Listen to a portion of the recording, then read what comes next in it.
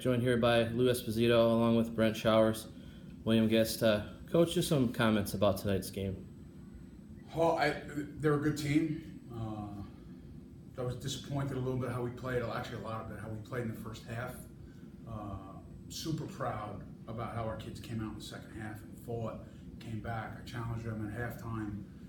It was a 7-6 game in the second half, and I really feel like the kids came out and fought and played hard in the second half. I think that was the biggest thing at halftime, is just telling them play hard. Don't worry about the mistakes. Don't worry about it. I felt like the first half, guys were a little tight and they were worried about making a mistake because this is a good team and we've talked about it all week, and that's my fault.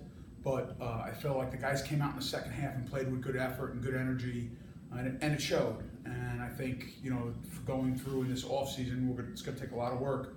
We need to be full time in everything we do, from academics, socially, football wise, and I think it'll be good for us to get this film, watch the film on Monday, and understand where we are right now and where we need to go. Are you frustrated at all with, you had time of possession, we were just talking about this, but you had those long drives and you came away with nothing on those? Absolutely. Not just that, and then we, uncharacteristically, when we've been in the red zone as an offense all year, we've been pretty good. And then defensively, we just gave up big plays, which we haven't done all year. The receiver, Seth, who's a really good player, had 3 or 4 massive catches on third down when we had opportunities to get off the field. So yeah, you're frustrated. That's something that we talk about all the time. We practice red zone. And I think at times we just, we make a mistake and we shoot ourselves in the foot. And I think that was the most frustrating part in the first half, because they were moving up and down the field on them, and we just got to convert the red zone and do some things. And I think, again, it goes back to the kids maybe being a little bit tight. They don't want to make a mistake. There's a couple times where we don't run a route at a certain depth. We don't hit the hole we're supposed to because you're waiting for things to happen instead of just going and creating, which we've done for a lot of the year. William, they're known for their defense, strong defensive team. Were they more physical than other teams, or can you talk a little bit about what you saw from their defense? I want to say it was more physical. They were a lot more sound than a lot of teams that we played against. Their ranking, being a top 5 nationally ranked team, give some credit to that defense because they were a good, solid defense. But we're a physical offense, and we pride ourselves on running the ball. So, yes, ice bath for you coming up. Yes, sir. Tomorrow. Hey, Brent, talk about the play that really kind of changed things. I think it was. It's kind of a 78-yard pass from them. They had just got to stop and came back and scored quickly. How hard is it to kind of forget that play and move on? We're always taught in football, you got to fail fast and move on. Coach Espo preaches it all the time. It was a big play. It was a great play by them, and hats off to them. It was a great play. But I think as a defense, I think we need to turn around and, after one big play, we got to come back and make sure that doesn't happen again. And I think that's where we went wrong a little bit today. But in the second half, I think we came out strong and played a good defensive game. Lou, were you happy to have this team for the final game of the season? Absolutely. It's the best team we've played all year. And I think it's a good measuring stick for us. They're getting ready to go to the playoffs, and we're getting ready to start our off season. And I think for us as a young team, it's good to see where we're at. I think the positives of the game is the second half when we played a 7-6 game.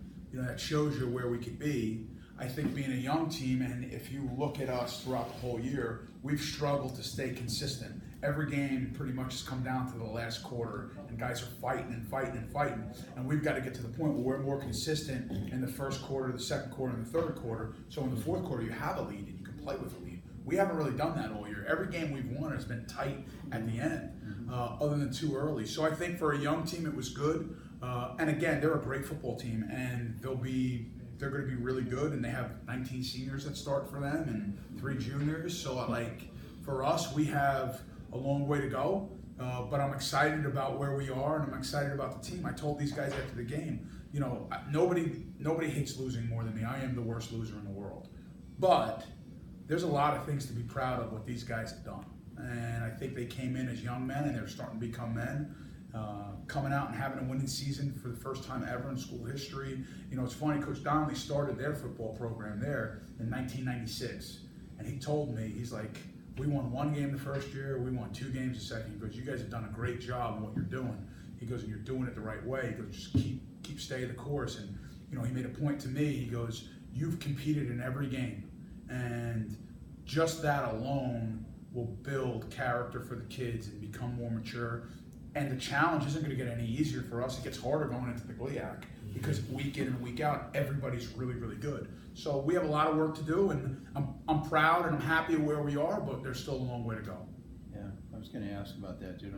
If you could take a broad brush stroke, there's so many different areas to evaluate, but I mean, when you look at where you started, where you are now, is this what you expected to get? I think so. I think the biggest thing for us is we just have to keep building depth. I think when you play in that conference, the depth issue is the biggest thing. We played Tiffin, third week of the year, and that Tuesday we had 8 guys out, because just being banged up, and that's football. That's the way it's going to be. Week in and week out in the GLIAC, you have to have depth. The teams that are really good and compete for a championship all have great depth. So we have to keep building depth, and we're going to do that with this recruiting class, with some of these other kids that have redshirted, with this offseason. So I'm excited about it. I'm upset about the loss. I'm proud of the way the kids have fought all year. Emotionally, going into the season, you worry about a physical strain. The emotional strain on these guys have been just as tough because all the games have come down so close. So I'm proud of the way they've worked. I'm proud to coach them, and I'm super excited about getting into the offseason, getting ready to go. What area specifically are you kind of looking at? You mentioned depth. Is there a specific position group that you're looking to get a little bit deeper at? Yeah, I think up front on offense and defensive line, we need to do that. I mean, there is games where we only play, 5 offensive linemen, 6 offensive linemen, and only play 4 or 5 defensive linemen. You can't do that in that league. People are too good. So I think for us, and we have some kids here that have redshirted and are doing a great job. They'll be able to come in, but however you shake it out, we're still going to be young next year.